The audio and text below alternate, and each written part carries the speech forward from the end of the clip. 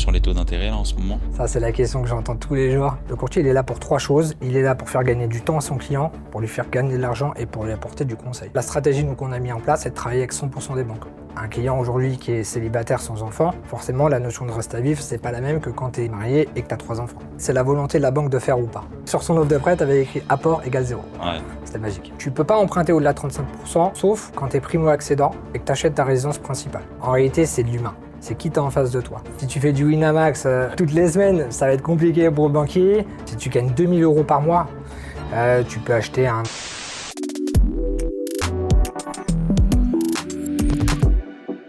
Avant de commencer cette saison, on aimerait remercier notre sponsor, Gepetto. Gepetto, c'est une solution que j'utilise moi avec mon agence immobilière d'Oli, d'homestaging, d'appartements, donc boosté par l'IA, qui s'occupe de nettoyer, de meubler, de vider, de redécorer un appartement, donc utilisé par énormément d'agents immobiliers. C'est un outil qui est génial et qui nous a changé la vie, donc je vous recommande d'aller jeter un petit coup d'œil. On démarre pour cet épisode avec un courtier en financement, Monsieur Maillard, Thibaut. Thibaut, je te laisse te présenter pour ceux qui ne te connaissent pas. Salut Aaron, enchanté à tous. Du coup, moi je m'appelle Thibaut Maillard, je suis courtier au prêt immobilier pour le cabinet City & Co.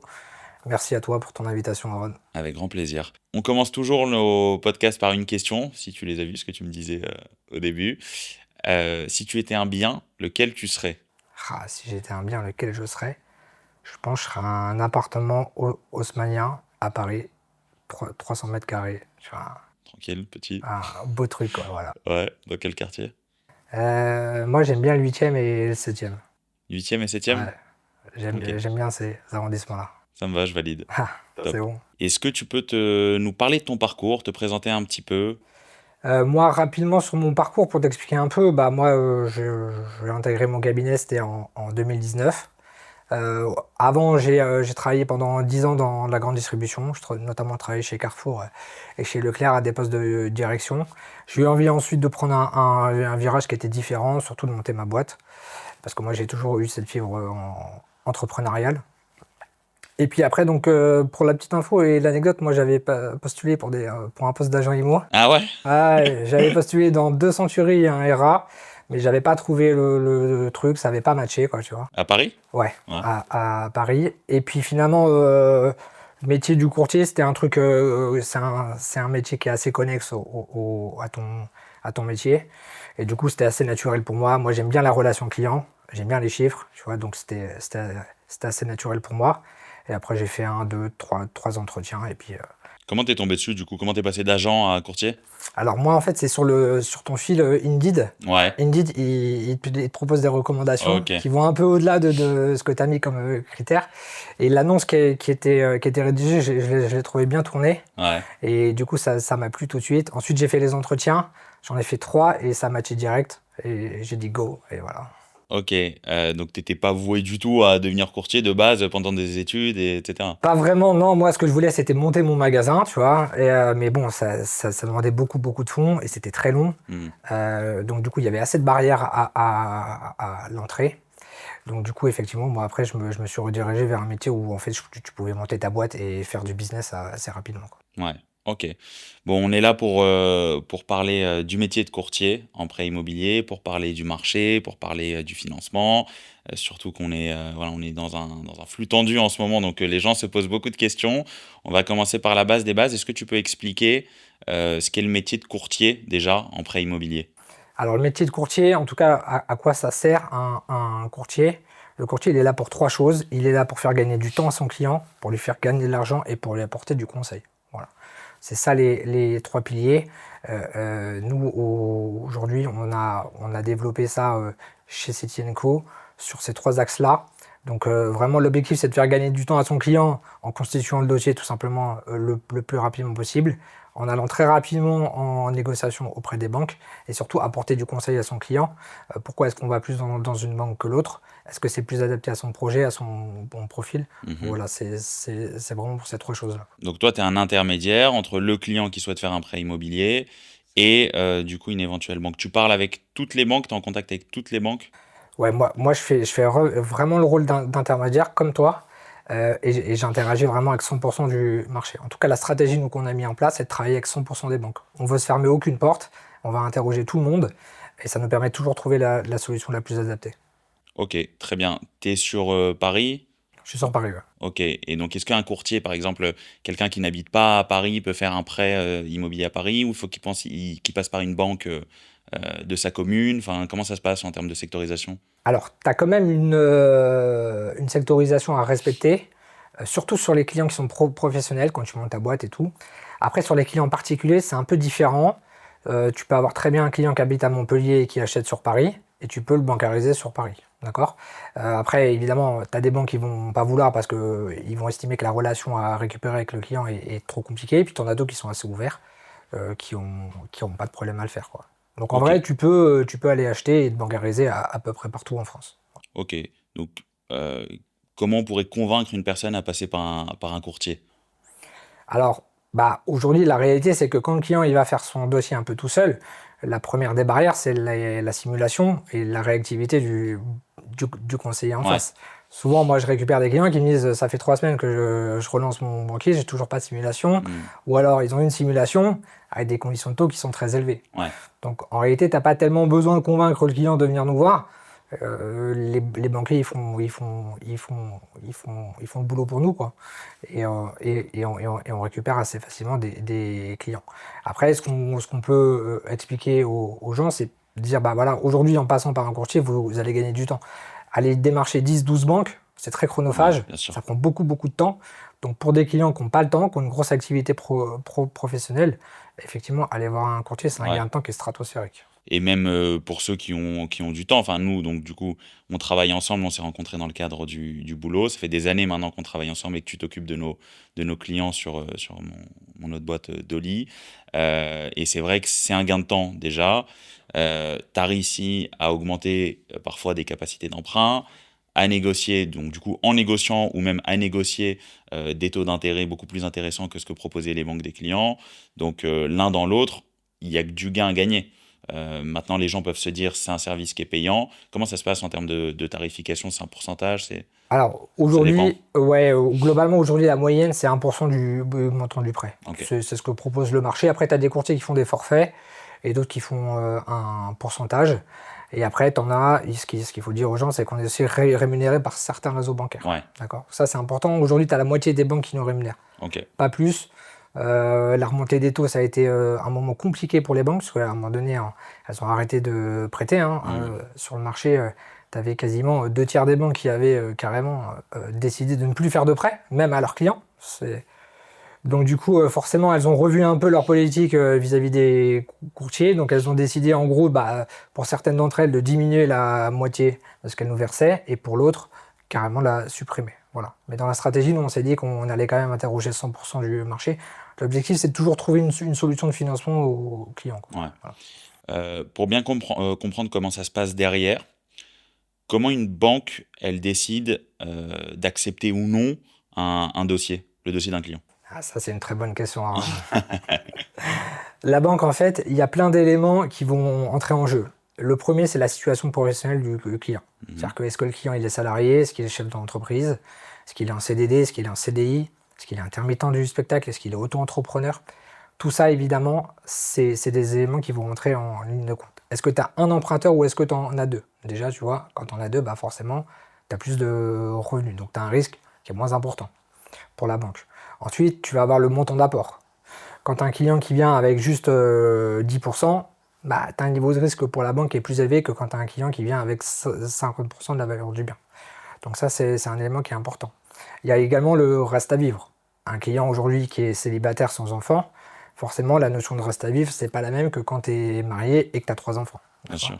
Donc tout ça, c'est des éléments qui, mis bout à bout, font que le banquier va apprécier plus ou moins le risque. Et effectivement, c'est des éléments qui sont vraiment très très importants, quoi. On va en parler après, ouais, des red flags pour les banquiers. On peut plus emprunter parce qu'il y avait une époque où on pouvait emprunter même avec 0% d'apport. Ah. Ça y est, c'est fini ça? Pour les gens qui se posent encore la question. Alors, c'est encore possible, mais vraiment de façon très marginale. Ouais. C'est plus du tout la règle dans aucun établissement. Après, la banque, c'est toujours pareil. il faut que les gens gardent bien en tête, c'est la volonté de la banque de faire ou pas. D'accord?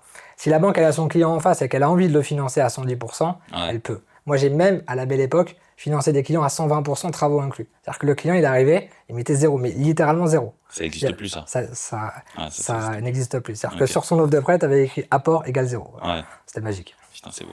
Voilà. C'est quoi le client parfait?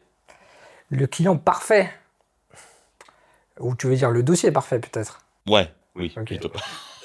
Le dossier parfait, c'est quand tu as 2 cadres en CDI, tu as un taux d'endettement à 25% et tu as 30% d'apport.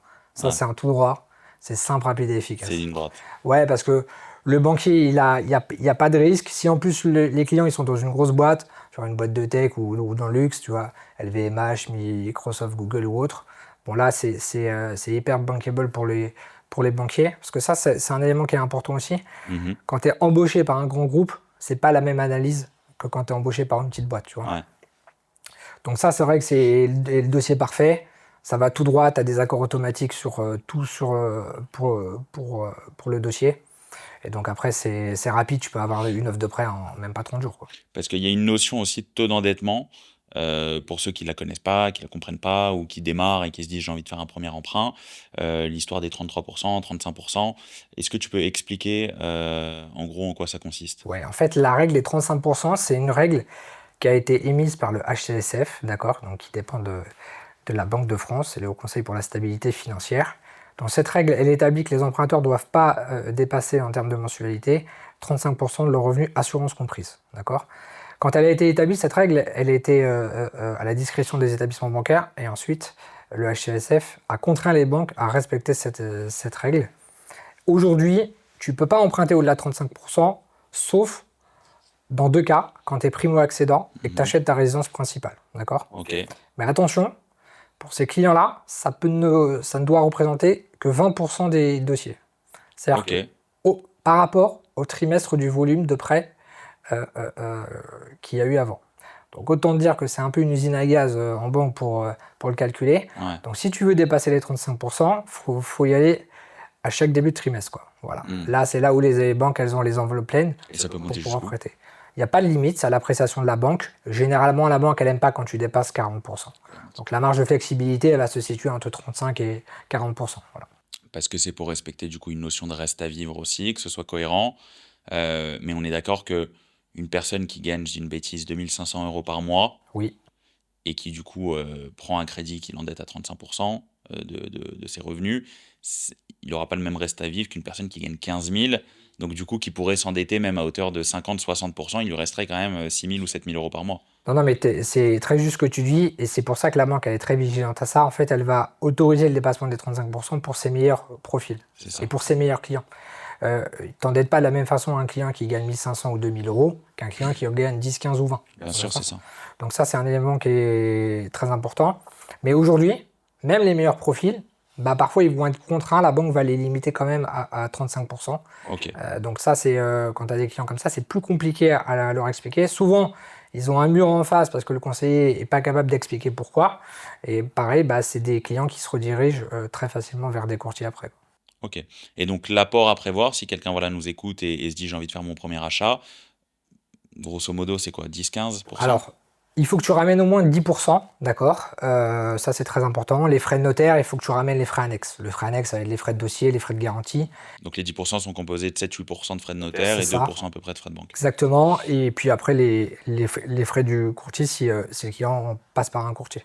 Et dans certains cas, si les frais d'agence sont à la charge de l'acquéreur, très important, il devra les ramener également en apport. En Ok. fait, pour t'expliquer, aujourd'hui, la banque, elle ne veut pas financer plus que 100% de la valeur du bien. Je te prends un exemple très concret. Ton bien, il vaut 100 000 € net vendeur. La banque, elle te prête 100 000. Tout le reste, c'est à l'emprunteur de les ramener. Ok. Voilà. Et si donc l'agent immobilier met la commission, parce qu'il a le choix, hein, l'agent immobilier a le choix entre mettre une commission à la charge d'un acquéreur ou à la charge d'un vendeur, il y a des intérêts dans les deux cas. S'il le met à la charge vendeur, ça fait du coup partie entre guillemets du prix du bien, et là on peut l'inclure. Exactement. Du coup, ton net vendeur, il sera plus, il sera plus élevé. Et donc, Je peux l'emprunter. tu peux l'emprunter. C'est un petit peu le tour de passe-passe qu'on peut faire quand les clients manquent un peu d'apport. Ok. Il y a aussi une notion d'autofinancement, ça on l'entend beaucoup nous, en tant qu'agents immobiliers. Les gens qui voilà, se disent bah, demain, j'achète un appartement, j'ai 800 euros de crédit, je le mets à louer, je le loue à 800. Bon, bah, en fait, c'est comme si j'avais pas de crédit. Est-ce que tu peux expliquer que c'est pas si simple Alors non, c'est pas si et simple. qu'il y a un impact du coup Ouais. sur la suite? Il y a un gros impact. En fait, la réalité, c'est que c'était le cas quand les taux étaient très bas, à 1%. En fait, avant, les banques, ce qu'elles faisaient, c'était ce qu'on appelle un calcul par différentiel. Donc, elles prenaient l'écart, tout simplement la différence entre la mensualité et le loyer. Ce qui faisait un endettement assez faible, en fait, pour le client. Ça avait peu d'impact sur sa capacité d'emprunt. Aujourd'hui, la banque, elle va prendre 100% de ta charge et 70% des loyers que tu perçois. D'accord? Pourquoi elle prend 70%? En cas de vacances entre deux locataires ou un locataire qui ne paye pas. Mais elle tient compte de 100% de la charge de crédit, donc forcément ça pèse lourd dans l'endettement des clients. Ouais, c'est ça. Ok. On est comment sur les taux d'intérêt là en ce moment? Ça, c'est la question que j'entends tous les jours. Ah, voilà, comme ça. Bon, après, ça aura peut-être bougé d'ici que le podcast sort, mais bon. Exactement. Non, globalement, aujourd'hui, le marché il est entre 3 et 3,5 Ouais. sur à peu près toutes les durées, sur 15, 20 et 25 ans. Et tu peux trouver, pour les meilleurs profils, tu peux trouver encore des taux inférieurs à 3%. Il y a encore des taux inférieurs à Tu 3%. trouves encore des taux inférieurs à 3%, mais attention, pour les meilleurs dossiers et les meilleurs profils. Ouais. Voilà. Et pour ceux qui nous disent ouais, non, mais les banques en ce moment, ça prête plus d'argent, c'est compliqué. Qu'est-ce que tu réponds à ça? À part de venir te voir? Je réponds que c'est faux. En réalité, aujourd'hui, tous les établissements bancaires prêtent, Ouais. d'accord, sans exception. Il n'y en a aucun qui a fermé les vannes. Par contre, elles sont plus sélectives sur les dossiers auxquels elles prêtent. Ça c'est sûr. Elles font très attention à la situation des emprunteurs et elles ne veulent pas aujourd'hui prêter à des gens qui ne seraient pas dans une situation professionnelle qui ne leur permettrait pas de rembourser. Mais elles prêtent toutes en vrai et c'est un très bon signal. On est passé, comme je te l'ai dit tout à l'heure, d'un marché où tu avais quasiment 2 tiers des banques qui prêtaient plus. Et là, elles prêtent toutes sans exception. Elles prêtent en plus à des conditions de marché qui ne sont pas favorables pour elles, parce qu'il faut savoir quand même qu'elles achètent le crédit plus cher que ce qu'elles le vendent. Ouais, Elles perdent de l'argent, mais c'est leur seul moyen de captation de clients. Donc aujourd'hui, bah, elles n'ont pas le choix. Et puis tu vas avoir des réseaux bancaires qui vont avoir perdu beaucoup de clients. Donc du coup, ils vont ouvrir les vannes, être très agressifs sur les conditions de taux pour refaire des clients. Une fois qu'ils ont refait un peu ce panier client, ils vont refermer les vannes. Et puis après, voilà. Mais ça c'est comme ça pour tous les établissements. C'est quoi les top banques qui sont favorables aux prêts immobiliers? Là, en ce moment, Ouais. tu as des très bonnes. Le Crédit Mutuel, le CIC, c'est 2 réseaux bancaires qui prêtent tout le temps. Ok. D'accord. Ils ne sont pas toujours les mieux placés, mais ils prêtent tout le temps. Ok. Donc c'est un gros avantage. Et ils prêtent pour à peu près tous les profils. D'accord. Et ensuite, tu peux aller au LCL, un très bon réseau qui prête très bien, à très bonnes conditions. La BNP, qui prête aussi très bien. Voilà où aujourd'hui les réseaux les mieux placés. Pour les autres, c'est un peu plus compliqué. Et surtout, je pense qu'il faut dire aussi, c'est que ça dépend beaucoup du conseiller. Enfin, moi, pour avoir essayé l'exercice, d'une banque à l'autre, toujours dans le même réseau, si ton conseiller est beaucoup plus éveillé et efficace, ça peut aller du simple au double en termes de conditions. Alors, c'est très important le point que tu soulèves. En réalité, c'est de l'humain. Ouais. Donc, c'est toujours la même problématique, c'est qui t'as en face de toi. Soit tu as un conseiller qui est hyper vif, hyper réactif. Dans ce cas-là, il va faire tout pour te faire des retours rapides et surtout avoir les meilleures conditions. Soit tu as un conseiller qui ne comprend pas l'enjeu du prêt IMO pour son client et qui ne va pas bien le traiter. Et du coup, forcément, le client, après, ça peut générer de l'insatisfaction chez lui, quoi. Mais donc, il y a encore un plus à passer par toi, c'est-à-dire que toi, tu as mis des années à concocter ce petit vivier de conseillers avec lesquels tu travailles. Donc, forcément, tu as ces conseillers qui sont hyper réactifs. Et oui, parce que moi, aujourd'hui, sur des réseaux, on a mis 3 ans pour y rentrer. Donc, c'est 3 ans de travail pour y rentrer. C'est ça. C'est au moins la même chose pour ensuite créer des relations Ouais. durables, pérennes dans le temps. Ça, c'est très important. Donc, c'est vrai qu'aujourd'hui, nous, dans la strat, en fait, on ne va pas du tout négocier au niveau des conseillers. Eux, ils n'ont pas la main. Nous, ce qu'on veut, c'est des directeurs de prescription ou des directeurs de région, donc N+2, N+3 d'un directeur d'agence, avec lesquels on peut directement mener la négociation. Et après, ce qu'on veut, c'est des circuits courts, parce que plus c'est court, plus ça va vite. Voilà. Parce que plus tu vas être dirigé sur un pôle, plus le dossier va prendre de temps à être traité, quoi. Voilà. Ok. On parlait des taux juste avant pour y revenir rapidement, mais Donc pareil, ça c'est une phrase qu'on entend tout le temps. Ouais, non, il faut pas acheter maintenant, les taux sont trop prélevés. Est-ce que tu peux expliquer aussi qu'un taux peut se renégocier éventuellement dans le futur? C'est très important. En réalité, il y a le bon moment pour acheter, c'est le moment où le client il a le projet. En fait, il faut pas se dire toujours je vais attendre, je vais attendre, je vais attendre parce que tu sais pas ce que sera les taux dans 6 mois, 1 an, 2 ans. Là, on est dans un contexte en plus d'instabilité politique. En fonction de la tournure des choses, bah, les taux ils peuvent repartir à la hausse très rapidement. Donc, à partir du moment où le client il a le projet, il faut qu'il achète. Son taux, il n'est pas définitif. Son taux, il ne peut pas bouger à la hausse parce que le contrat, il fixe le taux fixe, quoi. Ouais. Par contre, si le marché repart à la baisse, le client il va avoir l'opportunité soit de renégocier son taux dans son propre établissement, soit ensuite de le faire racheter à la concurrence. Et tu avais beaucoup de crédits qui se sont faits comme ça en 2019, des crédits qui étaient des clients qui avaient des taux à 3-4 à l'époque. Ils les ont renégociés dans la période 2018, 2019, 2020. Et donc, du coup, le gain, il est vraiment très très important. Ouais, c'est ça. Et tu as 3 conditions pour que ce soit important pour un client. C'est que tu as un point d'écart entre le taux de base et le taux renégocié. Tu as encore 100 000 euros à racheter, d'accord, Ok. en capital, et que tu sois dans le premier tiers de remboursement de ton prêt. Donc si tu l'as fait sur 25 ans, que tu sois dans les 8 premières années, parce que c'est là évidemment où tu rembourses la part d'intérêt la plus importante. Bien sûr. Et donc les taux bougent aussi en fonction de la durée de l'emprunt. Est-ce qu'on peut jusqu'à combien de temps on peut emprunter? Alors aujourd'hui, la limite, elle a été fixée par le HCSF à 25 ans, Mhm. alors que précédemment, dans des réseaux, notamment Caisse d'Épargne et LCL pour ne pas les citer, tu pouvais emprunter sur 30 ans. D'accord? Et ça n'existe plus. On peut plus emprunter sur 30 Ça ans. n'existe plus. Ok. Non. C'est fini. Donc, bon, après, c'est pas une mauvaise chose parce que le montant des intérêts sur 30 ans, c'est quand même C'est ça. très, très, très C'est élevé. progressif. Ouais. Ouais, et puis après, sur 25 ans, la majorité des dossiers aujourd'hui, en réalité, passent sur 25 ans. Parce que quand on parlait du taux juste avant, tu te bases sur 25 ans. Hein. Ouais, Ouais, on le les précise. indications de taux, c'était plutôt sur 25 ans, c'est la durée qui est là. Qui est la plus commune, ouais. Mais si vous achetez du coup sur 10 ans, 15 ans ou 20 ans, le taux baisse. Oui, parce qu'en fait, ce qu'il faut dire aux gens, c'est que les taux, ils sont fixés sur 2 critères hors négociation, c'est la durée de prêt et le revenu des emprunteurs. Donc plus ton prêt va être long, plus ton taux de base va être élevé. Et ensuite, plus tu as de revenus, plus ton taux de base va être bas. Ouais. D'accord? Donc ça c'est les 2 éléments. Voilà. Ok.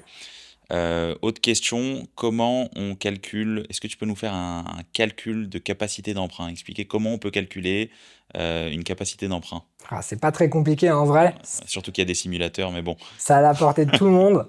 En fait, c'est assez simple. Il faut prendre le revenu net annuel, d'accord, Ok. avant impôt, de l'année précédente, d'accord. Donc là, tous les gens peuvent le faire chez eux. Il suffit d'aller prendre votre imposition, prendre le montant qu'il y a tout en haut de votre avis d'impôt, total des salaires à assimiler.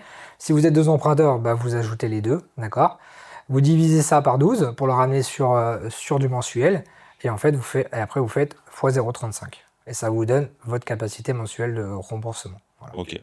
C'est aussi simple que ça. Très clair. On va se faire un petit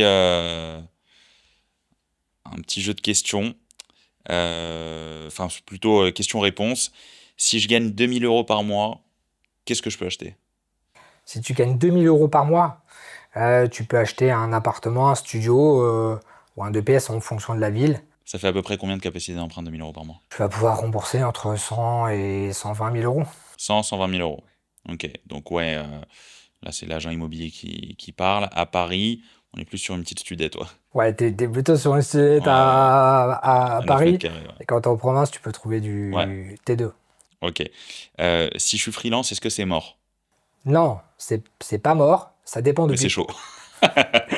ça dépend depuis combien de temps tu es freelance. Si Ouais. c'est moins de 3 ans, c'est mort, puisque la banque aujourd'hui, elle raisonne en années. Ce qu'elle veut, c'est une vision sur 3 ans de ce que tu es capable de générer comme rémunération. Dès que tu as les 3 bilans, après, tu peux aller voir absolument toutes les banques. Ce qui est très important, c'est d'avoir une continuité de revenus. Ouais. Donc, que ce soit stable ou alors que tu sois en augmentation de revenus. Mais il faut surtout pas que ça fasse yo-yo. C'est assez inquiétant pour les banques. Donc c'est pas 2 ans, c'est 3 ans d'ancienneté. C'est 3 ans, ouais, absolument. Si je suis étudiant ou alternant, est-ce que je peux acheter? Non, parce que si tu es étudiant, bah forcément, tu n'as pas de job, ok. Et si tu es alternant, en fait, tu as un contrat qui a une durée déterminée, donc la banque, elle n'ira pas. Tu as juste les internes en médecine, eux, il y a une Ah petite ouais? particularité pour eux, parce que comme ils ont interne en médecine, en réalité, ils ont un contrat souvent qui est différent, et c'est surtout le potentiel derrière que le banquier peut récupérer. Quelqu'un qui finit ses études de médecine, s'il se met en profession libérale dans son cabinet, tout de suite, c'est des rémunérations entre 10 et 20 000 euros. Donc là, le banquier, il est prêt à y aller. Ok. Si j'ai un crédit conso, est-ce que ça me bloque? Non, ça ne te bloque pas si ton crédit conso te fait pas débloquer, te fait pas dépasser, pardon, les 35%.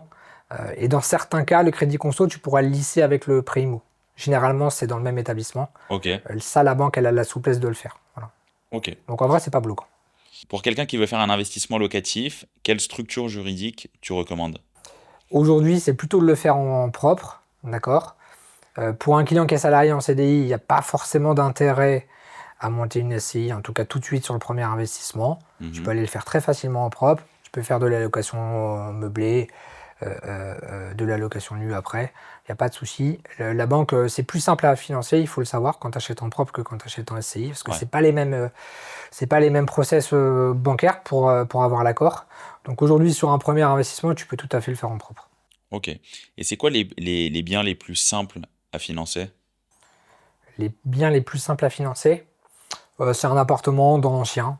Voilà, quand tu achètes un T2, T3, avec un bon DPE. Non. Ouais, ouais, parce qu'on va en reparler. Donc c'est un vrai impact aussi, cette histoire de DPE, Ouais, même ouais, si ça bouge en ce moment, mais ça bouge, c'est vrai, mais c'est un très gros impact pour les banques. Elles sont obligées de respecter la réglementation. Notamment, le plus gros impact, c'est sur l'investissement locatif, puisque G, bah, ouais, tu peux plus louer si tu es en G depuis janvier 2025. F, je crois que c'est 2028 si je ne me trompe pas, et E, c'est 2034. Donc en fait, quand le client il va vouloir faire son investissement et que tu as un DPE E, F et G, tu vas devoir faire un devis de travaux qui correspond à l'amélioration du DPE et justifier de la nouvelle note du DPE avec un DPE projeté. D'accord? donc ça, faut le présenter à la banque. Donc faut l'anticiper. S'ils peuvent l'anticiper, vaut mieux l'anticiper. Ça veut dire que ça, typiquement, c'est un dossier que tu dois préparer essentiellement avec un courtier, parce que lui, évidemment, il a Bien sûr. les informations. Le client qui prend son dossier un peu tout seul, il va avoir des difficultés. Il y a surtout un niveau d'information qu'il n'aura pas, qui fait que s'il est trop mal préparé, il va potentiellement essuyer des refus. Donc ça c'est très important pour l'investissement locatif. Et pour la résidence principale, c'est un peu différent, c'est moins contraignant, mais tu as quand même des banques, dans le cadre d'un DPE F ou G, qui vont demander un montant d'apport plus important. Là où tu en as qui auraient accepté avec 10%, tu en as qui vont demander 20 ou 30%. Pourquoi? Parce qu'elles vont en fait établir que le client va sans doute faire des travaux d'isolation par l'intérieur et donc réduire la surface et donc évidemment réduire le prix quand le client souhaitera revendre. Ok. C'est quoi les 3 erreurs que tu vois le plus dans un dossier de financement? Les 3 erreurs que je vois le plus, c'est quand le client change de situation professionnelle en pensant que ça n'a pas d'impact. Ok. Ou alors, tu as un client qui, par exemple, s'est versé, un client professionnel, il est en freelance, il se verse 3 000 euros. Et puis, pour son prêt, il se dit, OK, je vais faire un prêt, je vais augmenter ma capacité d'emprunt, puis je vais me faire des bulletins de salaire à 6 000 euros. Ouais. Sauf que ça ne marche pas comme ça. La banque, elle raisonne sur les 3 années précédentes. Ça, c'est une erreur qu'on voit souvent pour les freelances. La deuxième erreur, c'est le manque de préparation pour les clients. Bah, ça revient à ce que je te disais pour le DPE, qui ne prépare pas un dossier d'investissement locatif. Il faut vraiment qu'il soit bien préparé. En fait, il faut que tu donnes envie à ton banquier de te financer un investissement. Aujourd'hui, les banques, elles donnent la priorité pour la résidence principale. Donc souvent, bah, tu as le devis travaux qui n'est pas prêt, tu as le DPE qui est projeté qui n'est pas prêt non plus. Le niveau de rentabilité n'est pas bien calé, le montant d'apport n'est pas bien calé. Donc ça, tu as pas mal de clients qui font cette erreur-là. Et la dernière, pour moi, c'est la gestion bancaire. Ouais. Aujourd'hui, la gestion bancaire, c'est un élément qui est vraiment très important. Si Il y a des alertes rouges si t'es joueur, si tu fais du Winamax toutes les semaines, ça va être compliqué pour le banquier. Si tu as des ATD, c'est des avis à tiers détenteurs, c'est compliqué pour le banquier. Si tu as des frais de rejet de prélèvement, ça va être très compliqué pour le banquier. Si tu as des commissions d'intervention, c'est-à-dire que tu dépenses au-delà de ton découvert, ça va être compliqué pour le banquier. Tout ça, c'est des éléments que tu dois préparer en amont et tu dois cleaner tes comptes. Voilà. Globalement, c'est ça les 3 erreurs qu'on Donc, vaut voit le mieux plus. gagner 2000 mais avoir une gestion parfaite que gagner 5000 et te faire n'importe quoi. Ah, je te confirme, le banquier il préférera un client qui gagne 2 000 € qui met un maximum de côté et qui a une gestion bancaire au cordeau que quelqu'un qui gagne 10 000 € et qui dépense 10 000. Ouais, Pour lui, c'est un red flag immédiat. ouais. D'ailleurs, les red flags, ouais, c'est quoi les 3 red flags? Donc, il y a celui-ci. Tu as la gestion bancaire, pour moi, c'est le premier des red flags. Ensuite, ça va être la situation des clients, par exemple, s'ils sont en fonction de l'âge. Tu vois. Forcément, tu peux pas emprunter sur 25 ans si tu as 60 ans. Tu vois. Donc il faut faire très attention à ça. Et après, le dernier red flag, c'est l'apport. Là où les clients n'ont pas assez préparé leur dossier, et c'est les dossiers qui manquent d'apport. Aujourd'hui, un client qui veut acheter 500 000 € sur Paris, s'il dit à son banquier, je vais venir, je vais mettre 10 000 € d'apport, ça, c'est pas possible. C'est un red flag direct. Ok. Est-ce que c'est comme aux États-Unis en banque où tu as un score, c'est aux États-Unis où tu as un score bancaire? Ouais. En fait, dans les banques US, c'est pas du tout le même marché. Là-bas, tu es sur un marché, tu n'as que du taux variable. Ouais. Et tu as un scoring, mais tout est relié entre eux. Ici, rien n'est relié. C'est-à-dire tout est relié? C'est-à-dire qu'en fait, toutes les banques, elles ont accès à un fichier avec... Ah ok, donc tout le monde sait tout sur tout le monde. Exactement. Ici, elles communiquent pas entre elles. Non, elles communiquent pas entre elles. Et pire, Eureka. les organismes de caution qui cautionnent les prêts, pareil, ils ne communiquent pas entre eux. Donc, effectivement, pour en revenir à ta question que j'ai oubliée du coup. C'était le scoring. Est-ce qu'il y a un scoring bancaire en France? Donc, du coup, tu as un scoring, mais seulement par établissement. Ok. Et en fonction de ton niveau de revenu, ta gestion bancaire, du niveau d'épargne que tu as, et du coup, tu as un scoring qui va de A à E, F, quoi. Voilà. Ok. Est-ce qu'on peut l'améliorer, par exemple, en 3 mois si le mec trouve... Alors, en 3 mois, c'est court. Ouais. Parce que en fait, le scoring, il va très vite pour descendre, mais il met un peu plus de temps pour remonter. Ouais. Tu vois. Quand tu rentres et que tu es prospect, tu vas rentrer en scoring C. D'accord.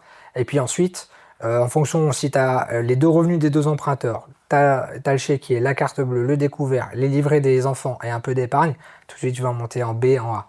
Si tu refais un crédit et que tu le rembourses, tu n'as pas d'incident de paiement, tu vas monter aussi. Donc en fait, tu as plein d'éléments au fur et à mesure de ta vie qui font que tu peux améliorer ton scoring. Évidemment, le banquier, il te donnera pas les clés pour améliorer ton scoring. Si tu vas avoir un courtier, le courtier, lui, il peut te dire ce qu'il faut faire. Donc ce serait bien même enfin les gens peuvent te contacter bien en amont du projet. Si par exemple une personne a un projet d'acheter dans 1 an, dans 2 ans, il peut te contacter et tu lui donneras les conseils qu'il faut. Ah ouais, bien sûr, c'est le plus important. En fait, plus tôt tu vois un courtier, plus tôt tu peux préparer ton dossier et plus facilement tu auras ton crédit et surtout plus facilement tu pourras refaire des opérations. En fait. Ouais. Donc en fait, il faut aller voir, il faut se préparer le plus tôt possible. Voilà. Okay. Et le délai, généralement, si les gens ne s'y connaissent pas, faut compter à peu près, à partir du moment où vous avez trouvé le bien, 3 mois et demi, 4 mois, le temps de signer la promesse de vente. Et ensuite, on a 2 mois du coup d'obtention. Enfin, d'ailleurs, c'est assez long par rapport à d'autres pays. Il y a 2 mois d'obtention de crédit. Comment ça se passe techniquement à partir du moment où la promesse est signée? Alors, à partir du moment où la promesse est signée, tu as 60 jours, les 60 premiers jours de la promesse, ils sont faits pour obtenir ton offre de prêt. Et ensuite, tu as 30 jours après pour positionner la date et puis que le notaire récupère les derniers éléments. Aujourd'hui, sur un dossier qui est simple, en 30 jours, tu peux avoir l'offre de prêt. Mais en fait, il faut savoir qu'historiquement, il y a quelques années, les promesses, elles se signaient à 30 jours de conditions suspensives pour le prêt. Ah ouais. Pourquoi ça a été rallongé? Parce que les banquiers mettent de plus en plus de temps pour traiter les dossiers, c'est ça la vérité. Et que les notaires, ils se sont adaptés à ça, ils sont passés de 30 à 45, et aujourd'hui, ils sont passés de 45 à 60. Après, le nombre de dossiers a augmenté aussi. Le volume de prêts, évidemment, il a augmenté, mais comme les banques, elles n'ont pas toujours les bras pour traiter les dossiers, et forcément, c'est plus long qu'avant. Ok. Pour faire un petit état de marché aussi, est-ce que tu peux nous parler un peu du marché actuel? Parce que bon, on voit plein de choses en politique et on entend pas mal de bruit de couloir. Est-ce que tu peux donner, toi, ta vision du marché? Le marché, aujourd'hui, en vérité, il était arrivé quasiment en dessous des 3%. Avant l'été, on trouvait des taux à 2,7, 2,8. Il faut quand même se souvenir que fin 2023, donc décembre, on était quasiment à 5%. Nous, on a financé des clients à 4,7, 4,8. Et qu'en 18 mois, la baisse, elle a quand même été très forte. C'est qu'on a perdu quasiment 2% sur les taux d'intérêt. Et aujourd'hui, on a un marché qui s'est stabilisé entre 3 et 3,5, ce qui est très bien. Historiquement, il faut le rappeler aux gens, emprunter à 3%, ça n'a jamais existé, d'accord? Il faut rappeler que la période qu'on a connue, là, 1% sur 25 ans, c'est une période qui n'est pas normale en vrai, Ouais. tu vois. Il n'est pas normal d'emprunter à 1% sur 25 ans. En réalité, aujourd'hui, tu as un marché à 3%, c'est très bien, c'est stable, ça va rester comme ça jusqu'à la fin de l'année. Et en fonction de la vie politique, bah, ça peut soit basculer d'un côté, soit de l'autre. Idéalement, il ne faudrait pas que ça bouge. Ça laisse un marché qui est plutôt ouvert. Je crois que d'ailleurs, sur le nombre de ventes, on va dépasser les 800 000 ventes, je crois, en France. Mhm. Si je ne me trompe pas, en tout cas, c'est les prévisions qui sont faites. Donc, on revient à un marché, j'ai envie de dire normal, standard, comme on a connu, quoi. Donc, au vrai, le marché aujourd'hui, il est ouvert. Toutes les banques prêtent, à de bonnes conditions, d'accord. Voilà, donc non, pour l'instant, Toi, il n'y a pas d'alerte au jet. Comment tu le vois sur l'année prochaine? sur l'année Tu as un peu de visibilité, enfin, vous avez un peu de visibilité? sur l'année prochaine, je pense qu'on va globalement, en tout cas sur le début d'année, ça devrait rester comme ça.